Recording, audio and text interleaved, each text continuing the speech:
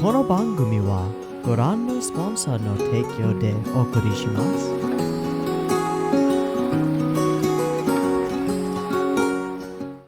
Alrighty, welcome everyone. I'm Teeaboo and I am here for Frieren, episode 17. It's Wednesday and it's Frieren Day, and I'm very pleased about that in pretty much every way. Last time on this lovely show, we met an old man, the defender of his village, or perhaps I should say the defender of his wife's village. Though she is long since gone, her memory remains and shapes his actions. And though he will be gone soon, his memory will shape so many people's lives. Then from there, we paired that half of the episode with a deeper dive into Zine and his search for his old friend, who we now know is named Guerrilla Warrior, a striking name that will never be forgotten from the history books. Never ever, like Hemo the Hero, it will never be forgotten, just like that dude who's in that statue that we found, whose name nobody knows. But that was the inspiration. Kraft, of all people, an ancient hero whose deeds have been lost to time. His statue, along with his priestly companion with the goatee, shaped the outcomes and lives of those two young boys, and now continues to shape their lives as they pursue a dream, a goal, an ideal. But there's a wrinkle. I don't know if it will come into play now or later or not at all, but it is a difficulty, it is a struggle. Paths don't always converge serendipitously. What you're seeking isn't always in the castle you first step into. It's often in another castle, because we gotta keep the game going, right? We gotta keep the game going and get you to go to another place, otherwise it's gonna be stupid. So we found out after doing some chores for an old lady to match the old man, we found out that Guerrilla Warrior has gone off in a different direction, off to the east. Far, far off of our path, and it seems unlikely that without significant effort and sacrifice, those paths will converge. So Zine is stuck. His real internal reason for coming on this journey isn't to see the journey out with Frieren and the others. It's to go see his friend, and to follow him into adventure, more theoretically too, right? The question is whether Zine can get that by continuing on his path with Frieren and the others, and then perhaps combine those paths later and look to meet this guy when he's a more seasoned adventurer himself.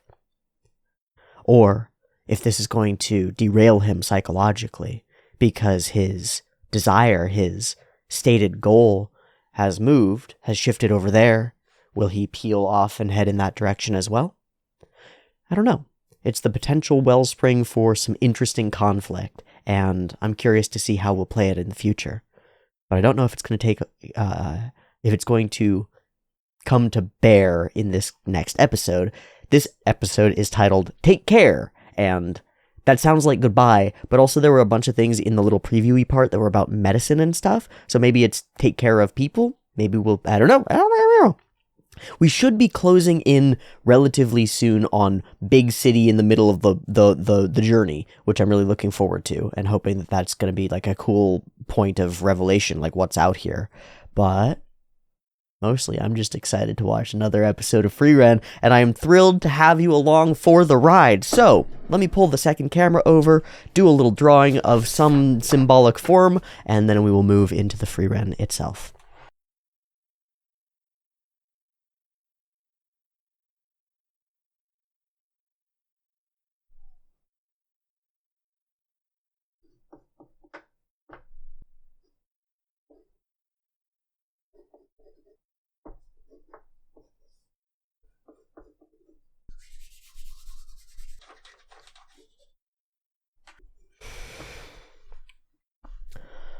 A snapshot of tangled threads, twisting, spiraling, intertwined ribbons, drifting off into an unseen future, a distant, far-off distance, but colliding and tangling interacting and changing each other's courses, like rivulets flowing and coming together and splitting apart. That's what I saw when I wanted to draw this. Now when I look at it, what I see is tangled threads of RNA. I see chromosome folding.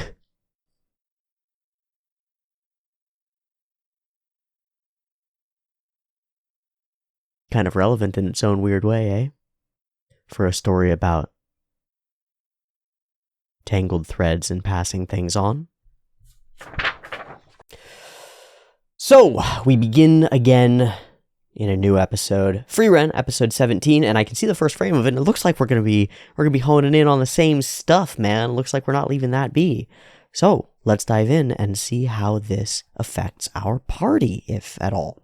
I've got episode 17 of Frieren up and ready to go. It's at 0 seconds. There'll be 2 versions, picture-in-picture in the description. Timer on YouTube as usual, with the early access on the Patreon. If you want to get it early, it's there. It's $1. That's how this works. It's how it works. That's it. Beep beep timer.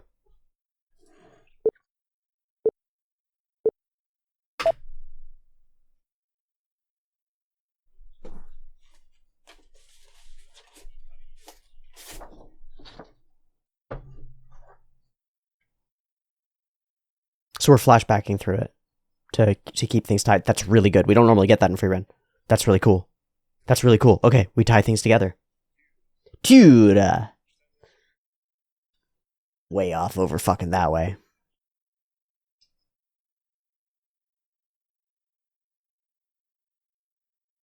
So what you gonna do about it? Damn. Pretty clean statues.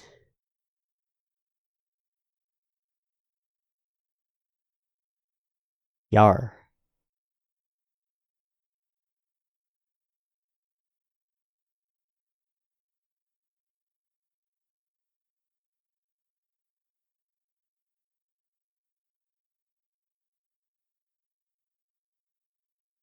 Fucking crazy party! They said anyway we want. Whoa! There's a new one! What? Oh, I'm actually really sad about that. I'm so sad about that. Okay, it's still gonna be great. I'm sure it's gonna be awesome.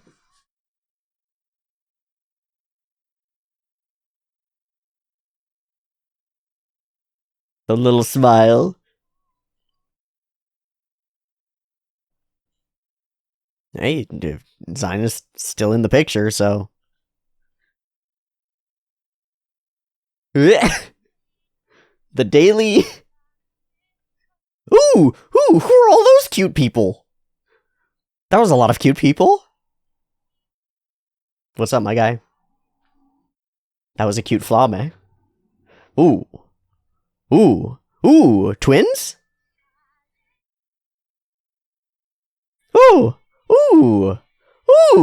Magicians! Whoa, other people! A noble dude. Oh, hello. Oh, glasses pushing. Spooky. What is going on? There's so many characters and stuff. That's not fair. You can't add more story.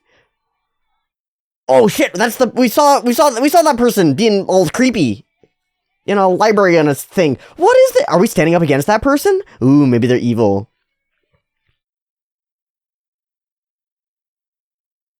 Okay, so this is a really cool OP in a lot of ways. It is not as musically fun at all as the first OP, and I'm extremely sad about that because the bounciness of that OP is balls good. That looks so good.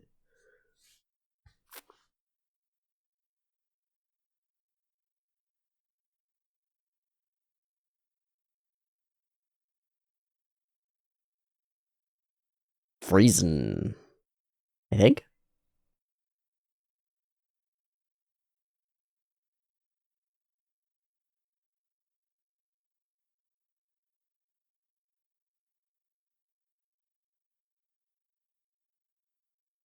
Are you about to do something really cute, my guy?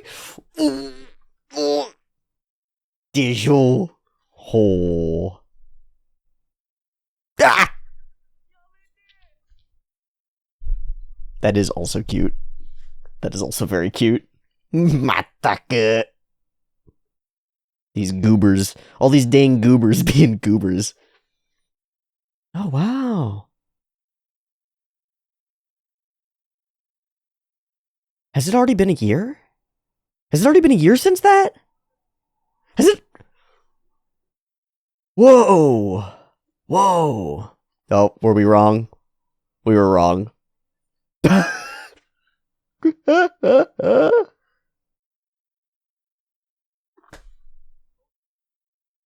Shit. Thank you.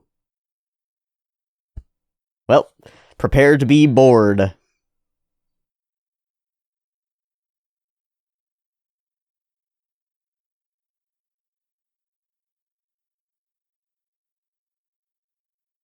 It's not a cabin in the literal woods.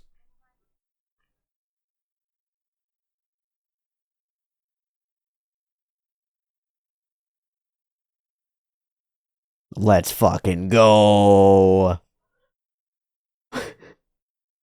Maybe. Let's fucking go. I'm so into that. Let's go. It's gonna be so stupid. Oh, I knew it. I knew it was gonna be stupid. I was gonna go with, like, flavor your water.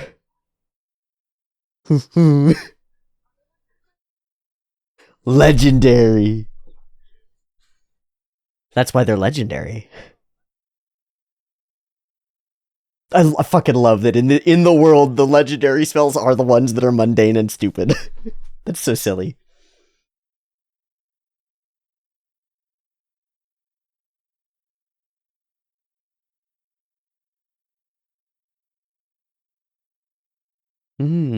Forced by fate. Hand forced, it seems. Oh, that's just like with the craft scene. Very similar. And like with the craft scene, push-ups and stuff. No, show me the magic shop. Come on, that's not fucking fair, Frieren. Come on, that's not fair.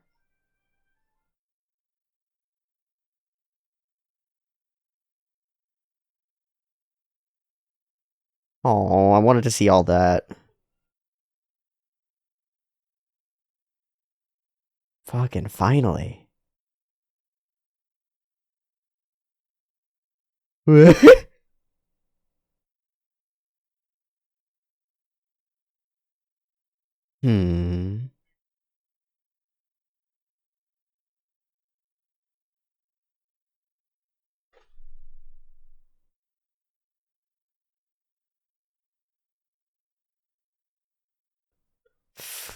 Fighting?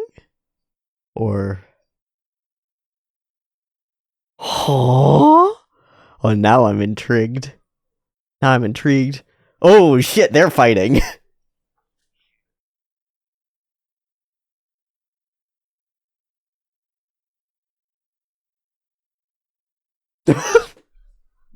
Alright, well, we're starting in a good place.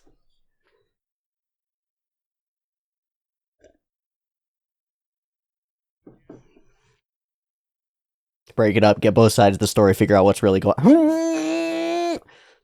Your face is gonna get stuck like that, Fern. It's gonna get stuck.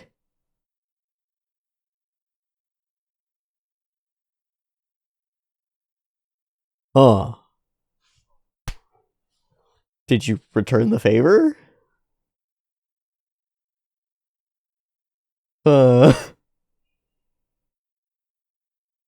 Wonder why that might be.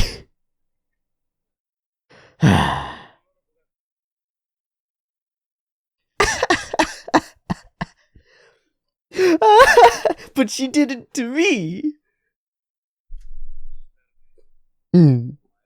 Unlike me, just like Hyder.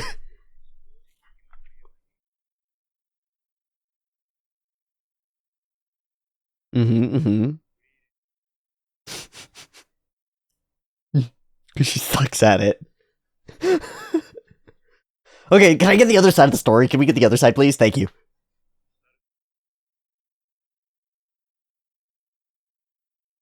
Yeah, but why did you have such a strong reaction to it? Yeah, why are you being so stubborn about it? Yeah? Yeah, you did initiate. I think you maybe do, but maybe you more than don't. Oh! Oh. Now that tracks.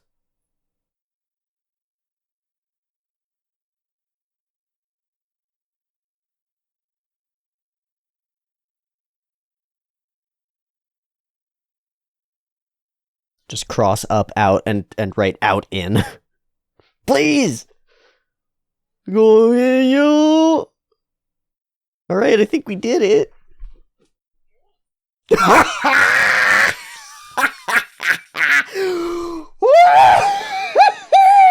Holy shit, he gets it.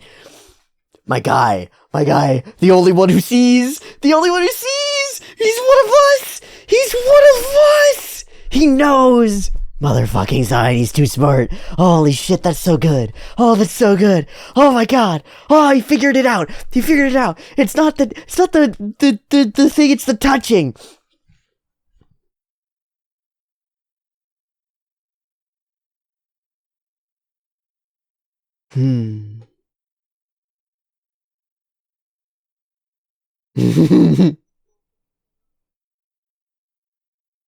I'm glad she gets to explain this now, because it was hard to parse earlier until people told me.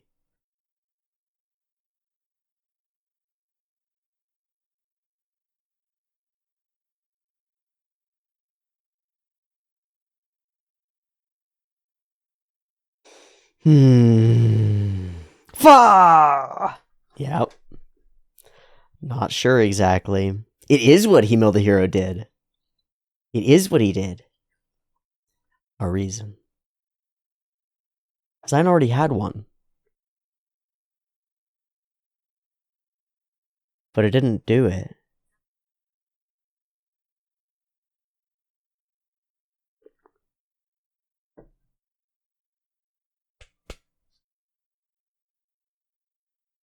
Ah.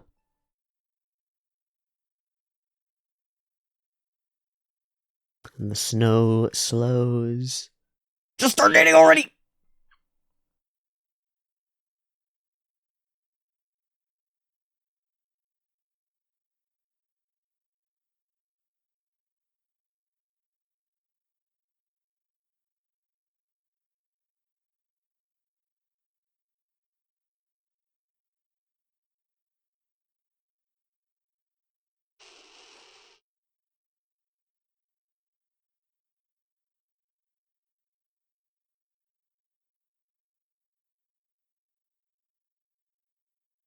You can still chase that dream with us.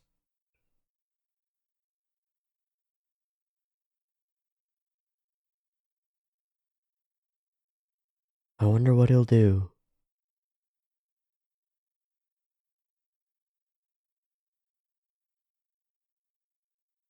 Okay. Holy shit, we're splitting ways with Zion just after... Oh! So that's why he's not on the posters? That's balls! That's bullshit! We're gonna get eaten by snakes! Is that the take care? That can't be, right? Dude, this can't be. Yeah, this feels so wrong. I feel like we're gonna double cross this. I feel like he's gonna change his mind immediately. Or get eaten by a dragon or something and have to run away. Finally off on a journey on your own, my guy.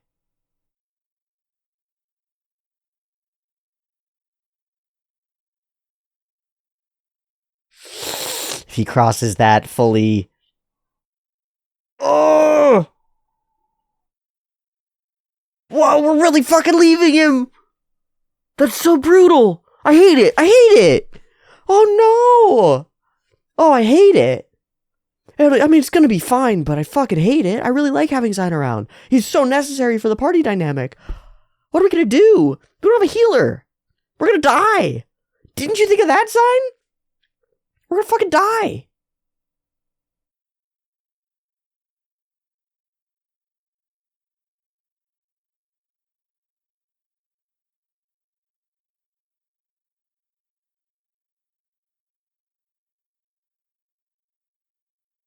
Are they still asleep?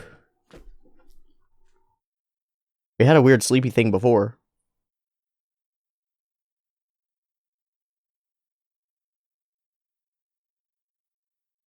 Might have to run after Zine. My guy might have to run after Zine. They're getting sick. Holy shit. Uh-oh. Yeah, we have no healer. It might be mana sickness or something like it. What? No! Is that a challenge?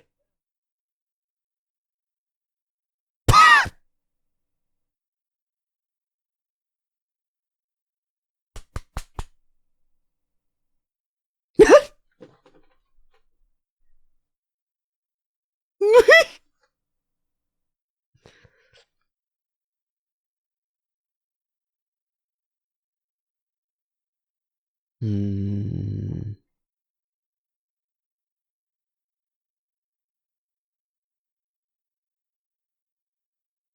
Hmm.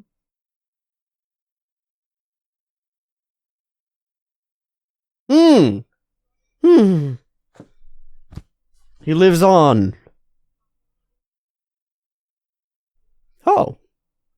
You can't use it to heal, but you can identify. Oh.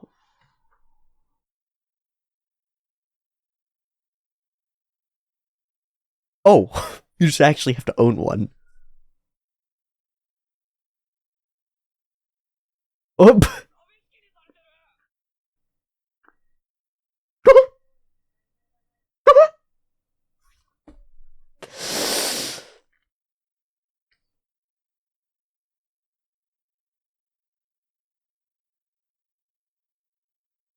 Okay. Okay, not the end of the world. Holy shit.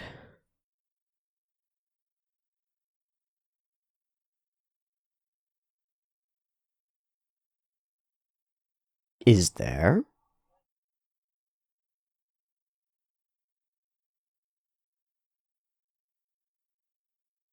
Nice.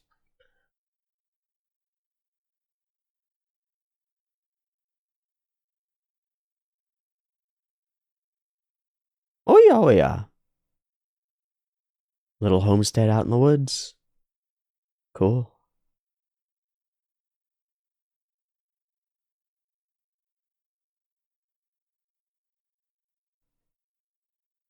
Oh wow.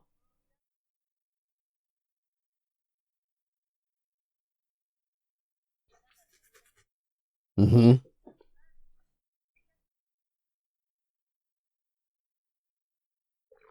This track is awesome.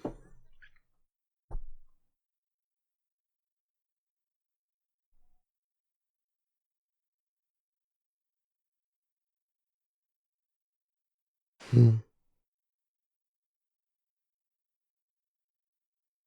Yeah, been here before with the hero. Prestigious visit.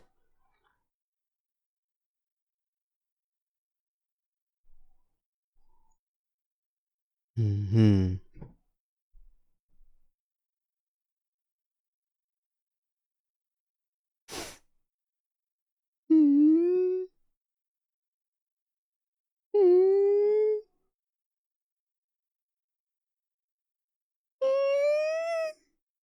Maybe you want somebody else to hold your hand? You are a child, child. Dang.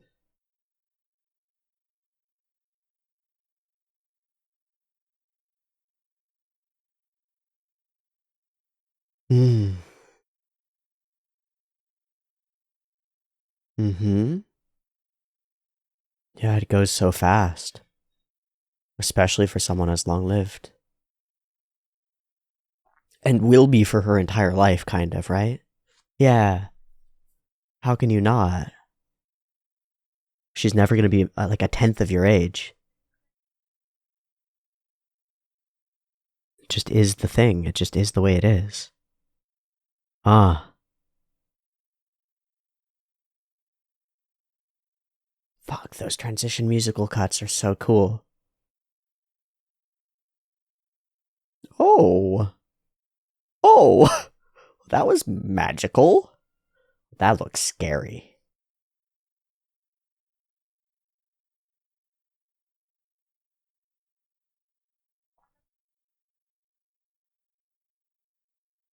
Surara Sakura.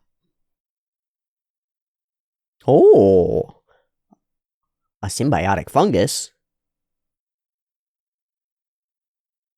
Oh. Oh, wow.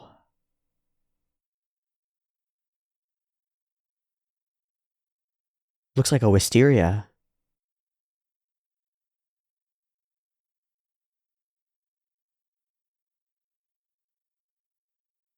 Oh, good to know.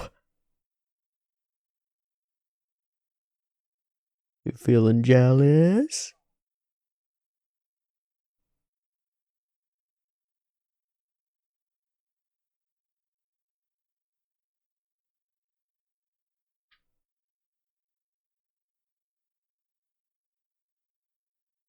Hmm. Hmm.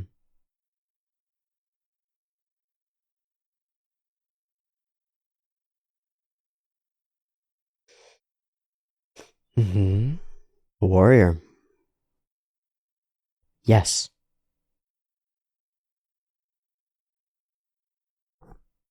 Yes. Oh. Email? Oh.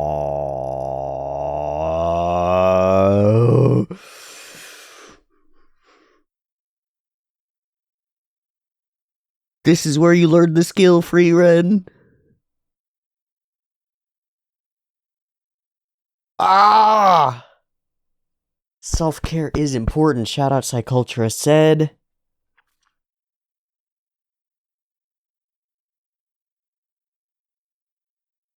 Fuck, that's so cute.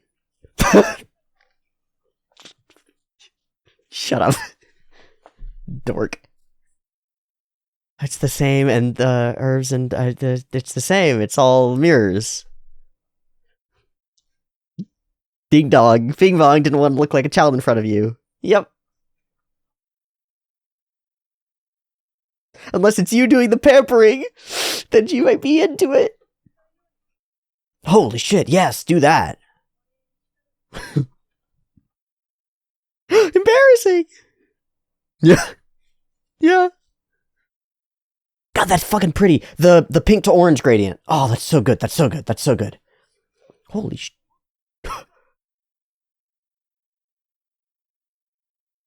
Nice. What a witch's brew. The show nails all its beats so well. It's so crazy. It's so fun.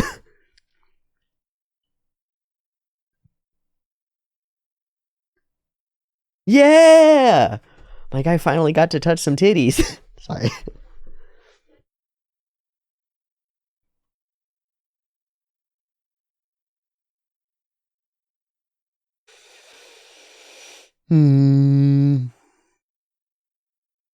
Say the line. Not only children. Okay, I guess you didn't need to. I know that is all she needs. God, that's fucking good.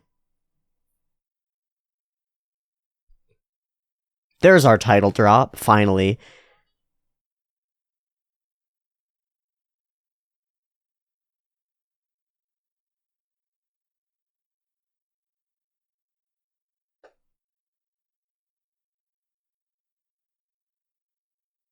It's also because you're pretty.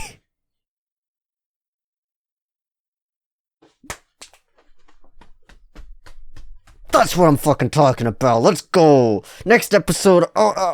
First. Fuck. Oh shit, there's a new one. Oh, it's got the same ED music. Okay, that's great. That's fine. Good. Whoa. Spider webs and the grave. And the starry sky. Is that Fern? I don't think that was Fern. Whoa. Whoa!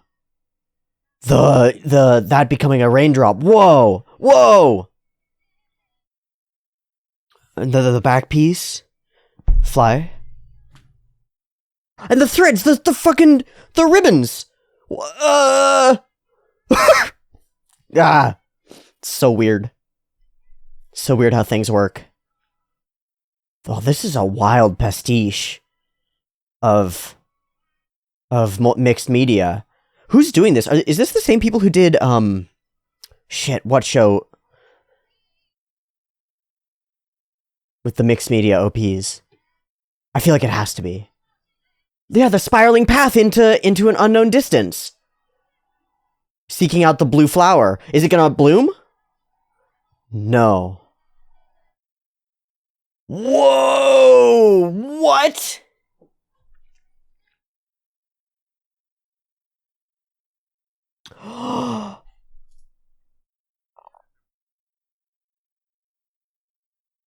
Oh, we're gonna meet a bunch of people in Alcers. That's what's gonna happen. Fuck yeah. Oh, smackaroonies, we're gonna do a mage exam. That's how we're gonna meet a bunch of people. That opens the world so much to us for possibilities. That's so cool. That's so cool. Okay, watercolor brush paint. These sketches in the background are so texturally interesting and rich. And they get even richer as the thing goes on. The mixed media is incredible. I don't actually understand how it's shot. Like whether these physical objects that are being molded are on top of physical layers that have been painted or drawn. I think it must be. This looks like brush pen or watercolor on paper. Oh my gosh, they're shooting it from above, literally with a camera. And then probably similarly here, they're shooting it and rotating the whole thing or rotating the camera to create this movement. And then moving the piece. But I love this tangled abstract web of like waves and shapes and trees and mountains that are all in different forms. There are some that are like stippled and dot painted in. There are some that are these like distinctly sketchy directional lines. There are some that are these like shaded in bits that the lines don't line up with where the bits of shadow are going. They're not stuck, so it creates a different feeling. Or these cloudy pieces that have their own sketching style. Or elements like this shooting star that's chaos. And the whole thing is like, it's nonsense. It doesn't make sense. All the paths intertangle and you can't see where you're going. And so I see Frieren, the character that's being expressed here, like looking around, not sure where to go, and then leaps forward and flies her way onto a path and makes her way onto this more coherent spiraling path that goes somewhere, that has weird things in it, but goes somewhere and leads her to reach out for that flower, which then blooms into who? The goddess? And at the center of it is Himmel's flower. We cut away and again, those background elements become so deeply rich, like old illuminations in books. This is a gorgeous ED shift. My favorite part of it by far is right here, where the teardrop earring becomes a drop and she animates, becomes water or cloth and is pulled with it.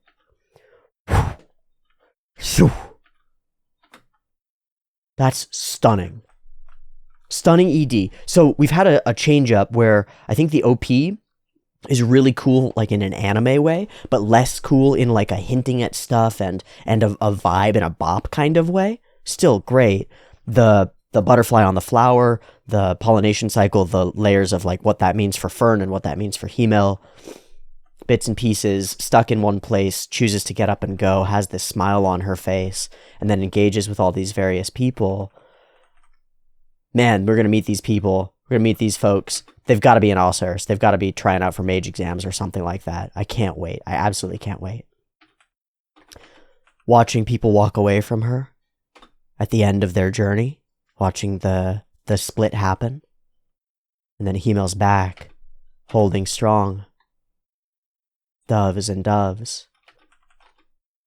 A really pretty, like this movement from Flamme's hair is awesome. It's got such weight and pow, foof, weight and floof to it. It's really awesome.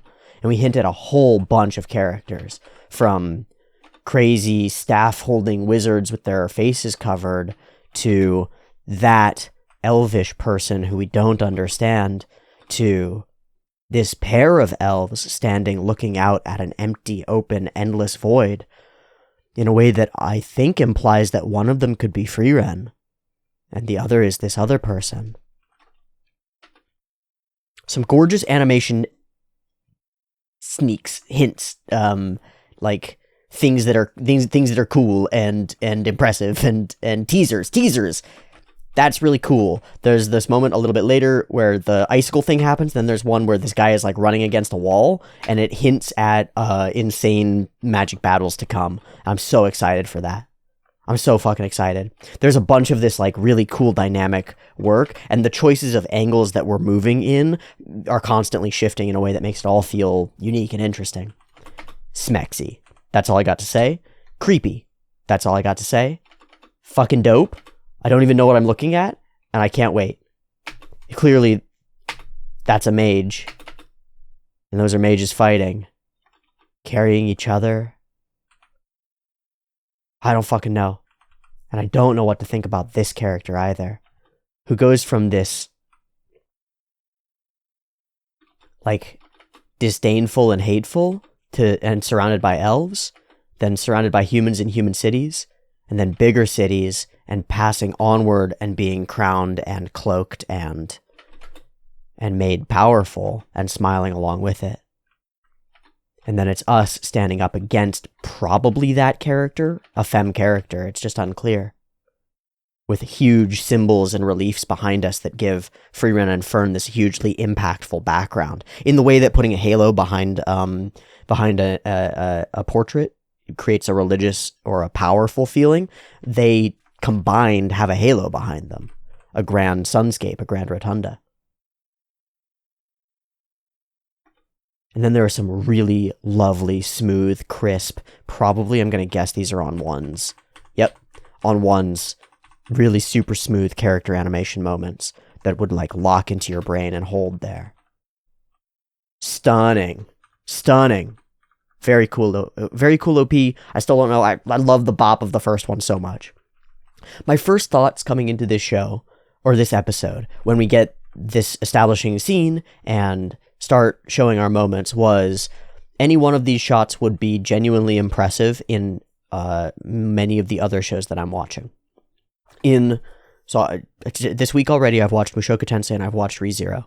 And in last episode of ReZero, there were a couple of shots that stood out from the rest of the episode for being nicely lit and colorful and well put together, and like everything felt like it blended very well.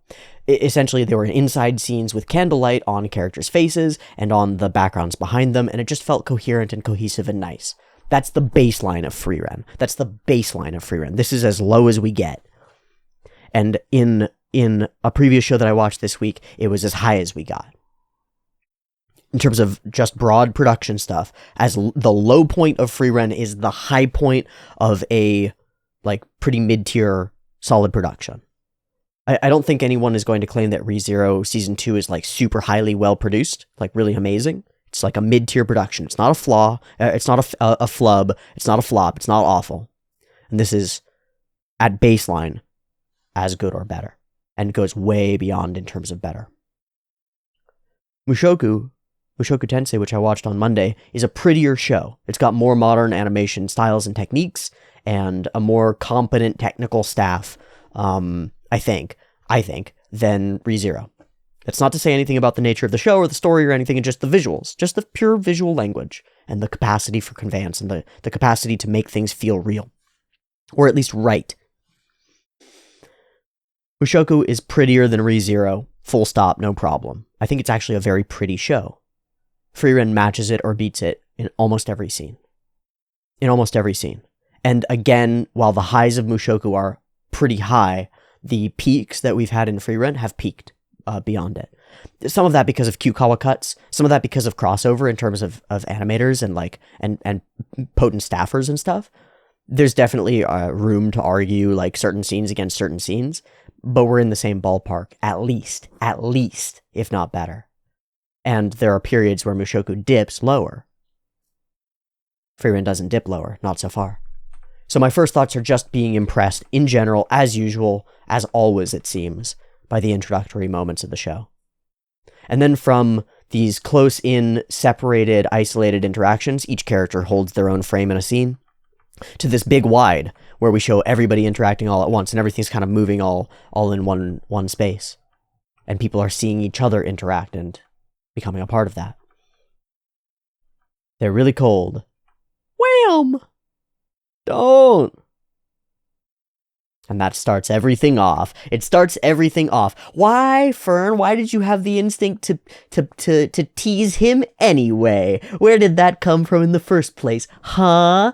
I think maybe you just wanted to touch Stark's cheek. And maybe you just wanted to get a reaction out of him, huh? Maybe something like that. Maybe you're not exactly sure what you're doing, huh? Yeah, something like that. Ridiculous. He gets it. That's my favorite thing about the episode, except that he's gone.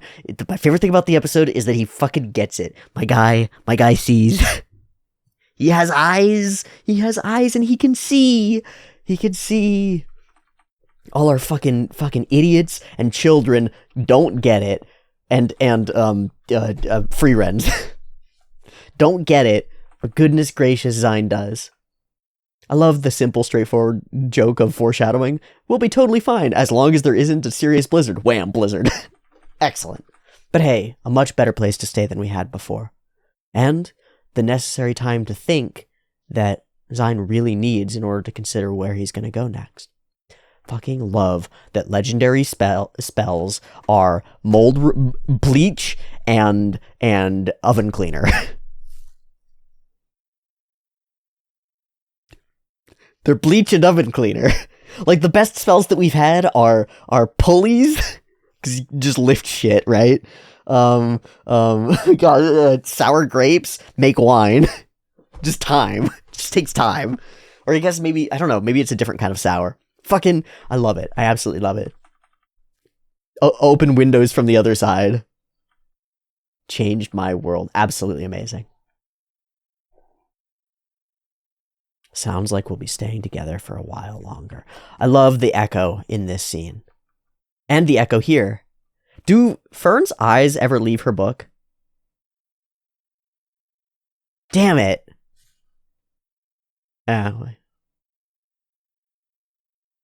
Women have better peripheral vision than men do.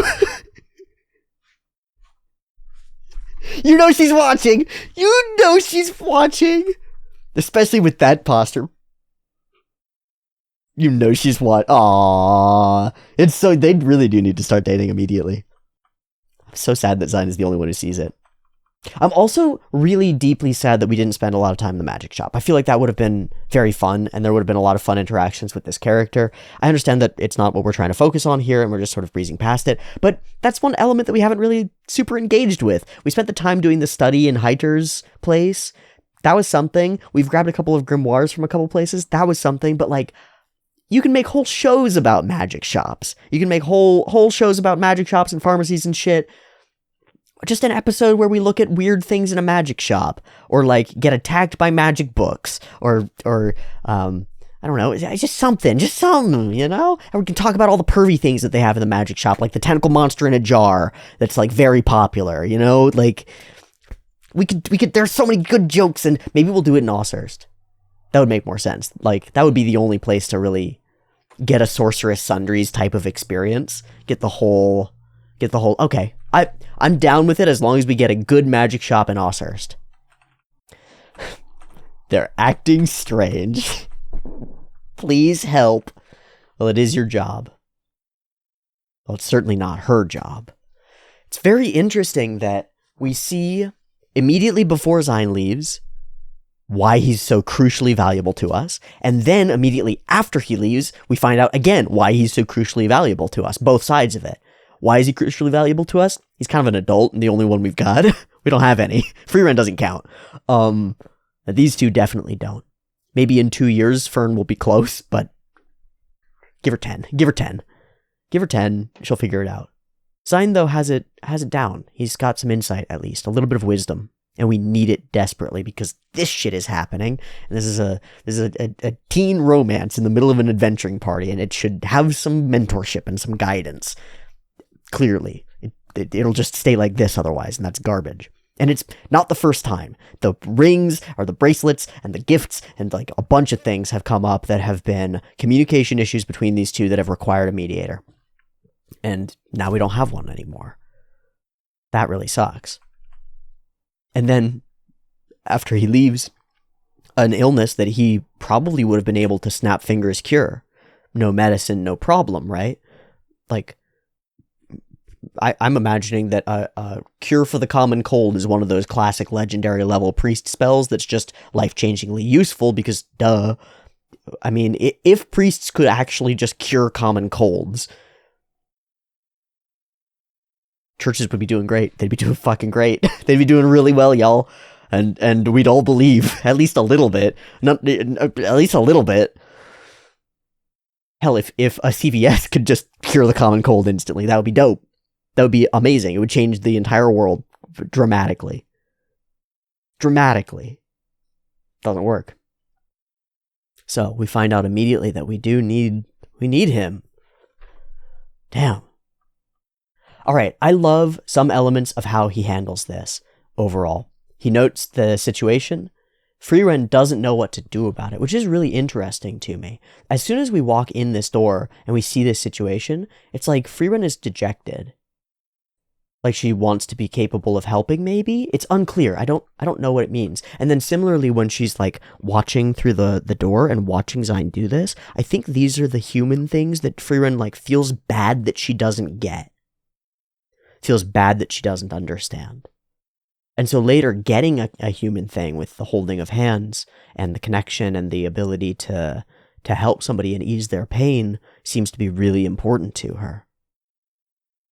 But here, I mean, it's ears down, it's eyes folded, it's like, it's a whole suite of emotional expression that Frieren's like dejected, eyes off to the side, not able to look at this or know what to do. She feels, it's like if a proud owner's dog got sick and they didn't know how to fix it and they had to bring in an expert and they just felt really ashamed of not knowing how they could help this person. That's what it feels like. That's what it feels like. I don't know. So the one at a time split is excellent. We run through what exactly happened, which is also excellent. There's a third really excellent thing that's going on here. It will change in a moment, but I'm going to mention it because nobody ever talks about this. Absolutely nobody ever talks about this, and it's crucial, and it's an extremely useful, very small, very, very powerful thing that you can do in your daily interactions all the time to make interactions feel better. I'm just going to pull up the camera so that I can draw it out really quick so that you can see. At this table, table's here, right? Stark is here. Stark is here, right? And Zine has positioned himself here, facing this way. Okay? So now our characters are facing this way, and their eye lines collide here. Okay? They can each turn to look at the other, but the classic setup for a conversation, especially difficult conversations, the classic setup that people gravitate towards, and they're wrong to do so, is to be here, facing this way. So now your eye lines clash in the middle, and in order for you to sit in a comfortable way, you have to be looking at the other person. So, in order to sit comfortably, you have to look away from the other person. So neither of you are actually making active eye contact, probably, and when you do, it feels like you're forced to. And that forced eye contact, that feeling of being directly across from somebody, flat shoulders to them and looking them in the eye, is aggressive. It's confrontational. So if you're in a difficult conversation, especially, put yourself 90-90, or if you're in a different sort of table, you can do like 45, so that you're like sort of closer together horizontally, sort of like we're shoulder to shoulder or close to it, and we're looking at a task together. Even if there's no task to look at, the feeling of you two looking at something together runs all those brain systems that's like, we're collaborating and working together on something, as opposed to those brain systems of, I'm across from an enemy.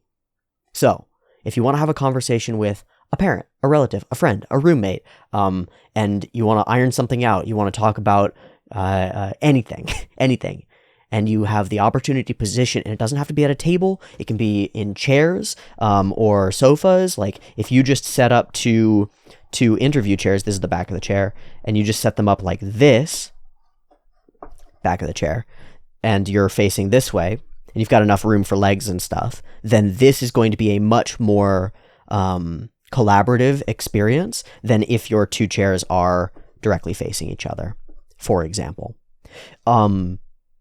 Do this in general interactions. If you want to feel closer or less at odds with somebody in a conversation, this is a great way to do it. And on the other side, if you want to feel much closer to somebody, this is a date mistake, but also, well, you ever go on a dinner date? How do dinner dates feel? They usually feel really confrontational to me. That's usually because the setup for a two-person table for a dinner date is like this. Yeah? So the ideal is probably to get a four-person table and sit catty-corner to each other. Weird, but it is kind of the ideal. Or to get a booth and sit next to each other. If you can find a way to sit next to each other, especially if you're in a location that has something else for you to look at or witness or watch, or like bench seating at a bar with a stage going and people performing music, then the two of you, your eye lines are together and you're actually looking together at the thing together, and you're directly collaborating, and you're like side by side, and then there's all sorts of opportunity for like proximity and cute touch and stuff, which is great too. But there's I wanted to say subtle, but this isn't even subtle. You can really feel the difference on this one in rearranging speaking spaces with people. It's amazing. And I highly recommend anyone who's interested to consider this. You'll also see in a lot of really good podcasts, they'll set up their they'll set up their couches either 2 parts or 3 parts like this, right? So that they can have a person comfortably sitting here, right? And looking over and talking, and we can have a person comfortably sitting over here and looking over and talking. And none of those people feel like they're forced to look at each other or at odds in any way. They're just hanging out in a circle together. Very human of us. All right, I wanted to throw that out because it's the first thing that Zine does immediately right, and it's like, oh man, it makes such a difference if you're going to try to mediate a conflict. Faux show.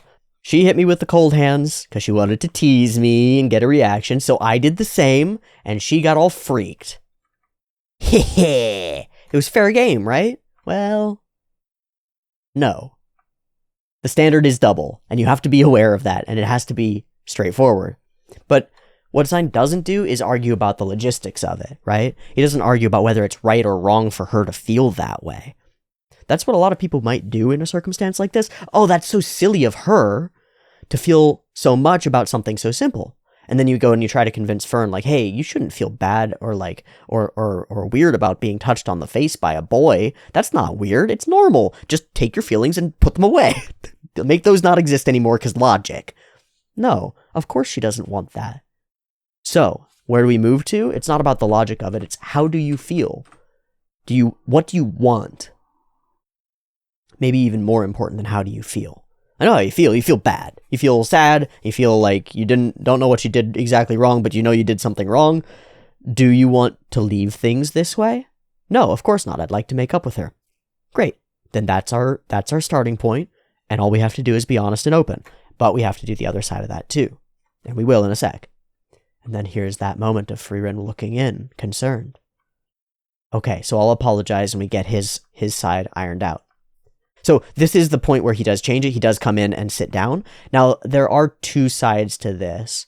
Because it's such it's an intimate setting and a mentorship conversation, I don't mind them being straight across from each other. It doesn't feel as confrontational. And here, what Zine really does is he brings himself down to Stark's level and sits with him at the table. I do think it would be better if he remained corner to corner with him, but for the scene and for the shot and stuff, it's perfectly fine and understandable why he would do that. I like doing that too. I like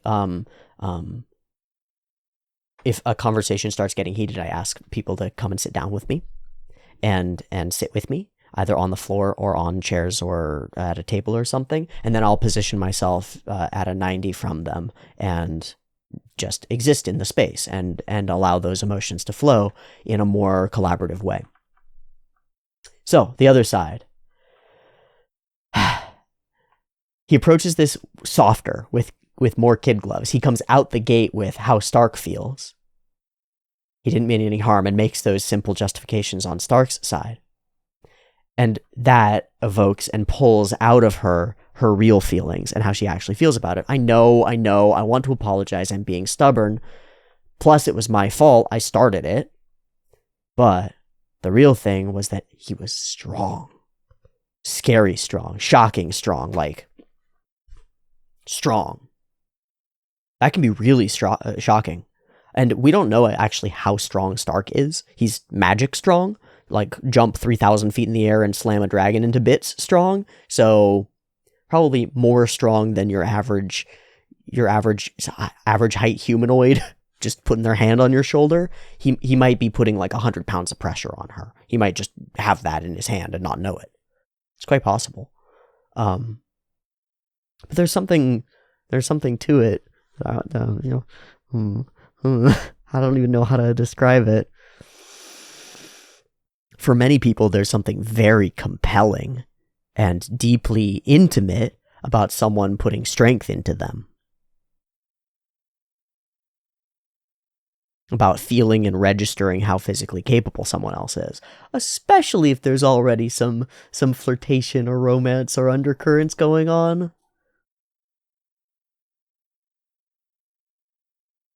It's the kind of thing that, like, late teen YA romance sexy novels absolutely talk about all the time. All the time. Like, oh my god, when he hugged me, I could feel how fucking strong he was, and right? Yeah. 100%.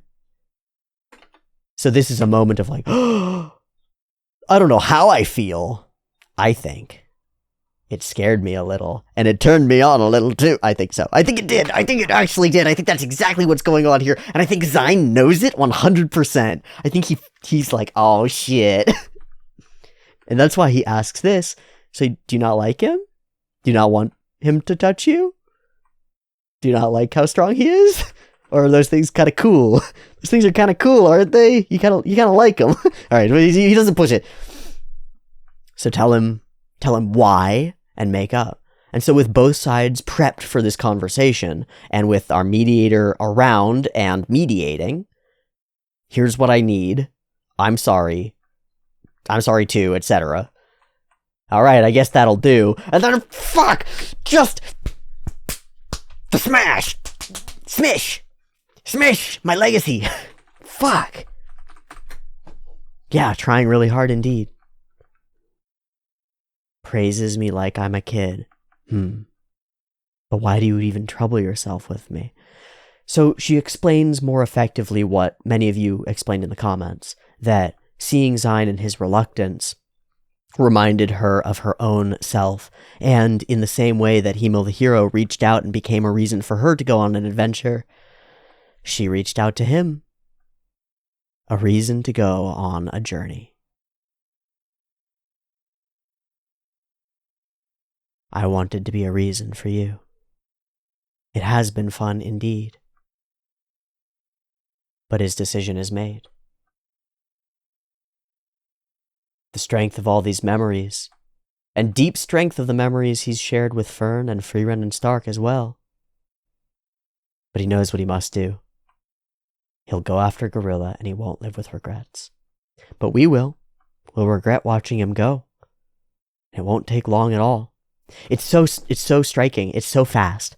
Like, gosh, a goodbye like this is usually an episode in a show. It's like a whole spiel, a whole fucking thing. Instead, it's a smidge at the beginning of one. It feels like nothing. It feels like it's just gone and over.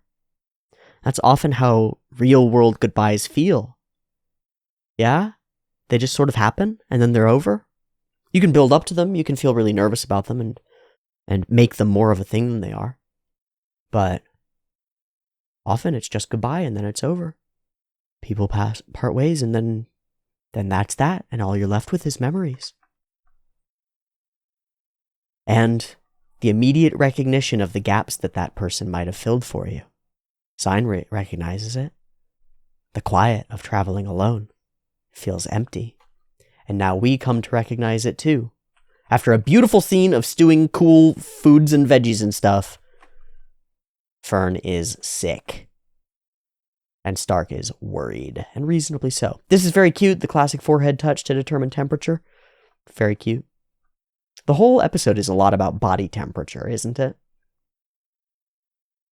Finding out more about Holy Scriptures and what Frieren's actually capable of is interesting, but also it demonstrates once more just how limited she is without an actual priest around. And I love the look of this overhang. I just think that these rocks are gorgeous. Look at that. Look at that. Somebody painted that. Somebody painted that. Somebody put colors on a thing and made it look like that. That's crazy. It looks like light on rock. It doesn't look like paint. It looks like light on rock. I'm tricked. My mind is tricked. This is a pretty cute place. It's so amazing to me how many locations we have in every episode. From wide, broad mountain landscapes to underhangs to specific farmhouses, and every one of them feels real and coherent and realistic and in the world. That's crazy. So our setup is around this hand-holding and the search for ingredients to help Fern, but it's mostly about the hand-holding, about the childlike treating, about what Frieren can do to help ease someone's pain, and where her limitations are. Just as we saw before, sometimes she can't do anything, and she has to rely on somebody else, and she doesn't feel good about that at all. So here, in a situation where she can do little, she'll do that little. She'll absolutely do that little. And I think it hurts her when Fern turns away a little bit. Don't treat me like a child. But she takes it seriously, you're right. And thinks it through seriously too. Wow. She's right. I am treating her like a child. She's growing up. I have to change some of this. But over the course of the thing, we come to a different conclusion a little bit. We come to the conclusion that, well, everyone needs support, and it's okay. It's okay. It's not demeaning. Might be a little embarrassing, but it's okay. I think this is powerful. In the blink of an eye, she grew up is something that every parent I've ever met has said about their children. That they remain children in their eyes. And it becomes a point of struggle in most parental relationships. It's kind of wired into us to have this nest push response.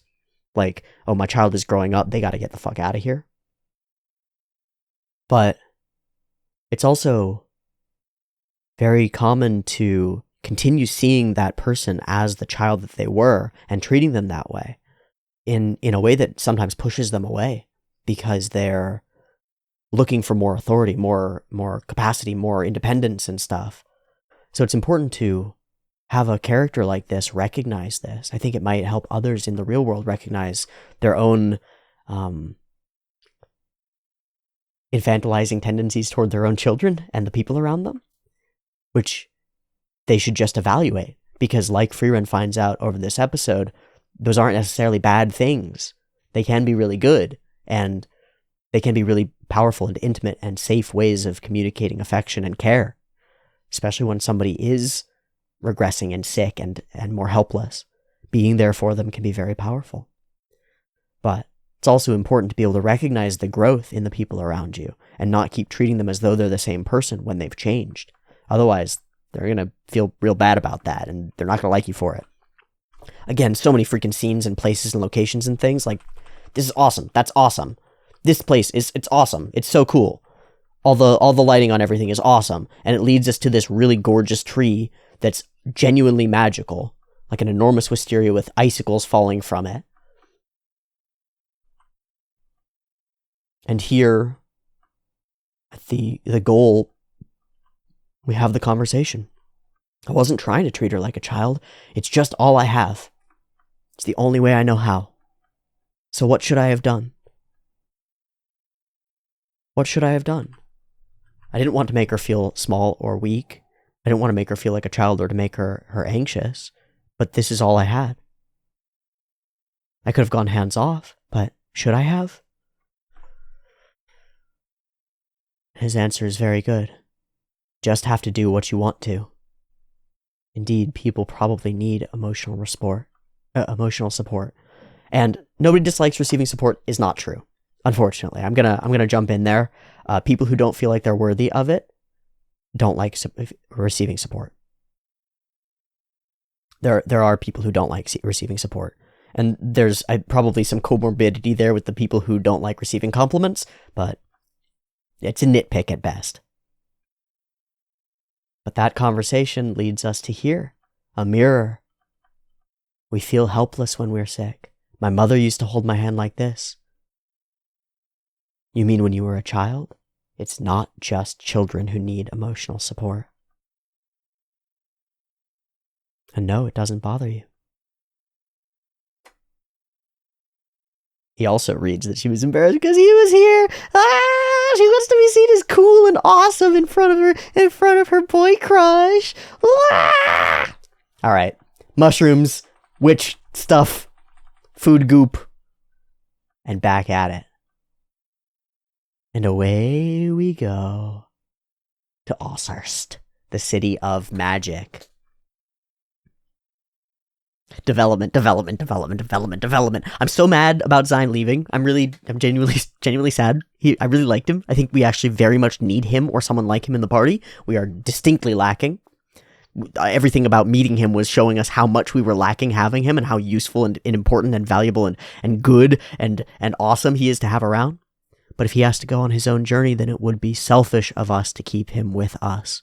So, off he goes, and off we go, following our tangled ribbons of strange fate, and perhaps they will intertwine once more in the future. For now, we'll call this day's ribbon at an end, and I will say thank you so much for watching this week's episode of Frieren with me. I loved it, and I love you, and I hope to catch you next week in the next one. You can get a little bit early on the Patreon if you're so inclined. Otherwise, I'll see you next week on the YouTube. Much love. Peace.